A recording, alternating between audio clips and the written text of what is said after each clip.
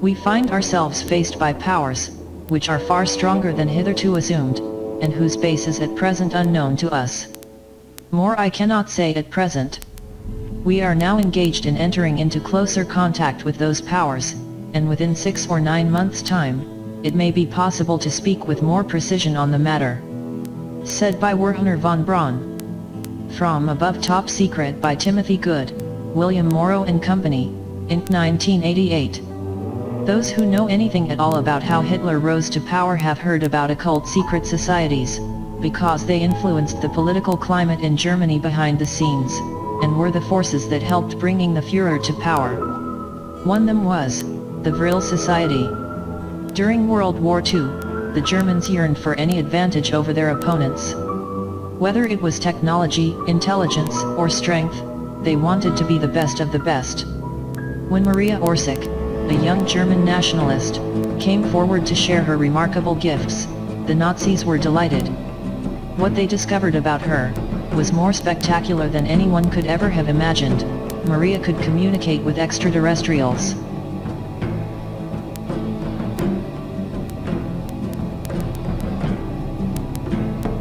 The Third Reich was influenced heavily, behind the scenes, by a mysterious cult called the Vril Society, of which many top Nazi officers, including Hitler, were members.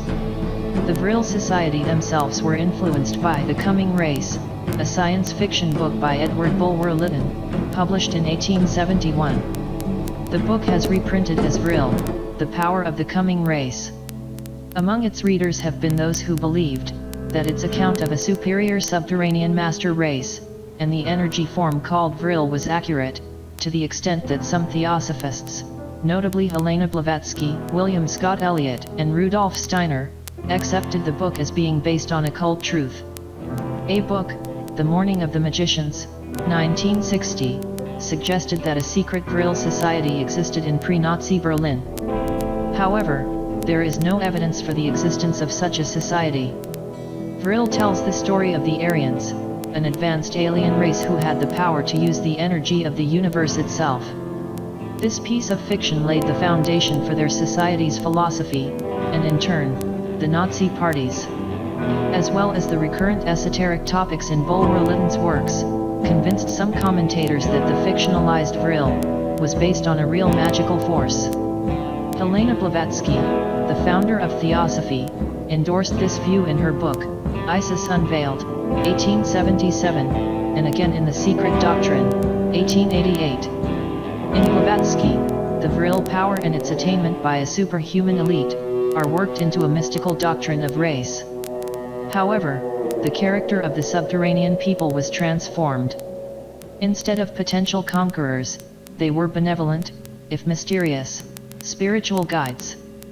Blavatsky's recurrent homage to Bulwer Lytton and the Vril force has exerted a lasting influence on other esoteric authors. When the theosophist William Scott Elliott describes life of Atlantis in his book, The Story of Atlantis and the Lost Lemuria, 1896, the aircraft of the Atlanteans race are propelled by Vril force.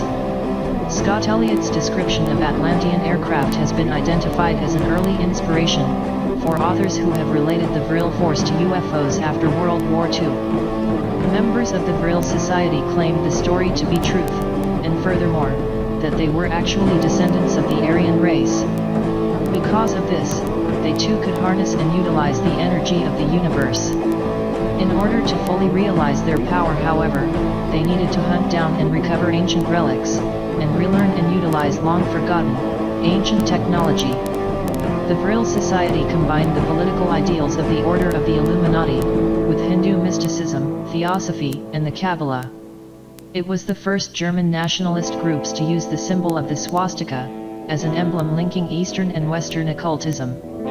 The Vril Society presented the idea of a subterranean matriarchal, socialist utopia ruled by superior beings, who had mastered the mysterious energy called the Vril force. One of the most mysterious leaders in the Vril Society was Maria Orsic, the beautiful goddess of Nazi esoteric science.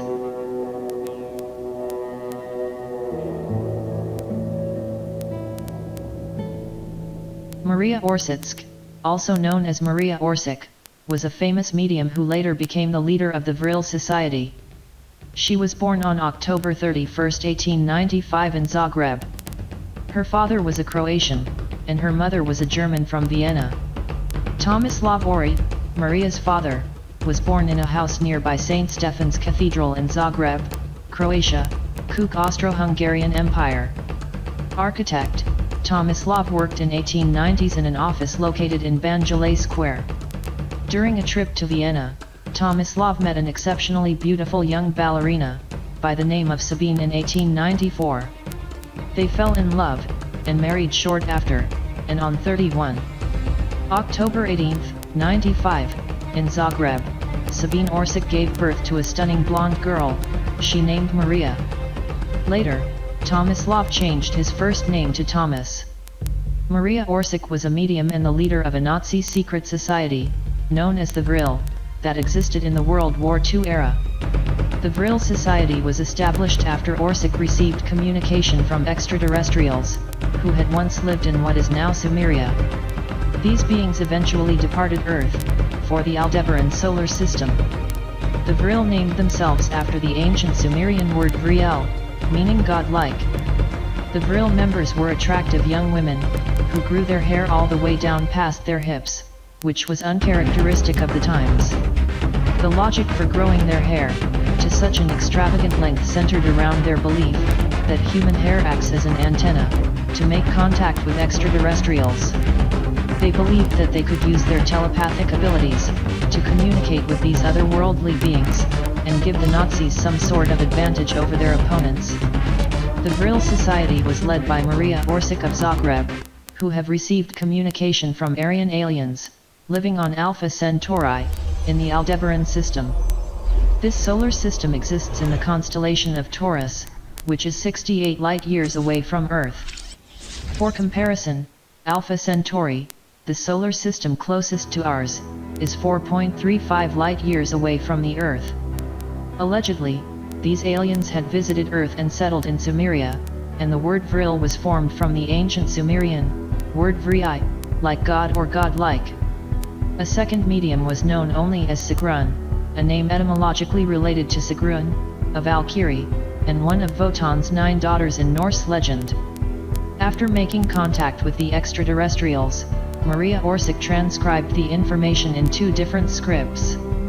The first was a secret German Templar language that she did not personally understand. The second was an ancient language that historians commonly link to the German occult group, known as the Thule. Most of these scholars are in agreement that this language stems from ancient Sumeria, where the extraterrestrials once thrived. Once the transcriptions were translated into German, the Vril were shocked. The ancient race had given Orsic extremely detailed instructions for constructing a flying saucer. Researchers believe that the information channeled by Orsic led to Nazi Germany's creation of futuristic flying saucers. Some historians point to the alleged Nazi use of so-called Foo Fighters, or unidentified flying objects, during World War II as evidence of the country's superior aircraft technology. These flying vessels were sphere-shaped, and glowed with an intense light, and some believed they were capable of scrambling their enemies' communication.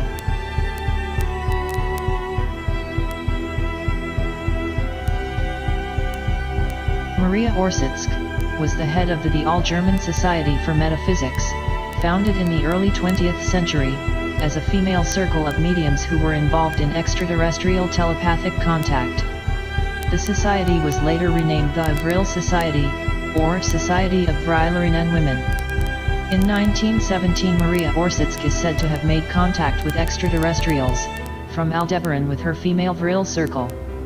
Later in 1919, the Vril Circle met with other groups in Indiana, a small foresters' lodge in the vicinity of Berchtesgaden, to discuss a possible voyage to Aldebaran, to meet the aliens by the construction of Nazi UFOs. Notes on this space mission are discussed in a recent detailed analysis of Nazi occultism, entitled Black Sun, Aryan Cults, Esoteric Nazism, and the Politics of Identity.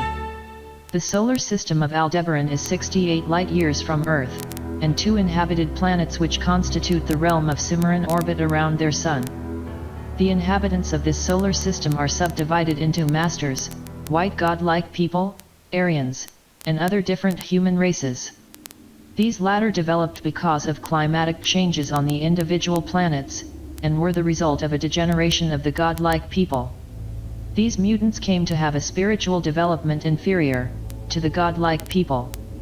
The more the races mixed together, the more their spiritual development was degraded. Consequently, when the sun, Aldebaran, began to expand, they were no longer able to make interplanetary voyages. Like their ancestors, it had become impossible for them to leave their planets. Thus the inferior races, totally dependent on the masters, came to be evacuated in spaceships and taken to other habitable planets. In spite of the differences, there was respect between these two races. They did not encroach upon each other's living space, in contrast to Earth. The race of the masters, the white god-like people, had started to colonize other planets similar to Earth, 500 million years ago, following the expansion of the Aldebaran sun, and the growing heat resulting from it, which made the planets uninhabitable. It was said that they colonized the planet Malinok, also called Maldak, Marduk, or Phaeton by the Russians, in our solar system, which existed at that time between Mars and Jupiter, where the asteroids are found today. After that, Mars, of which the Great Pyramid cities and the well-known Martian face, photographed in 1976 by the Viking probe, bear witness to the high level of development of its inhabitants. From there, in that era, it was assumed that the godlike people of Sumeran, Aldebaran, came to Earth for the first time. Old traces of a petrified shoe about 500 million years old, with the trilobite petrified together, with the sole of that shoe, bear witness to it. That primitive fish lived on Earth then, and disappeared 400 million years ago. The Vril Society members thought that the Aldebaranians landed later on, when the Earth became slowly habitable, in Mesopotamia, and that they formed the dominant caste of the Sumerians. These Aldebaranians were called white god people.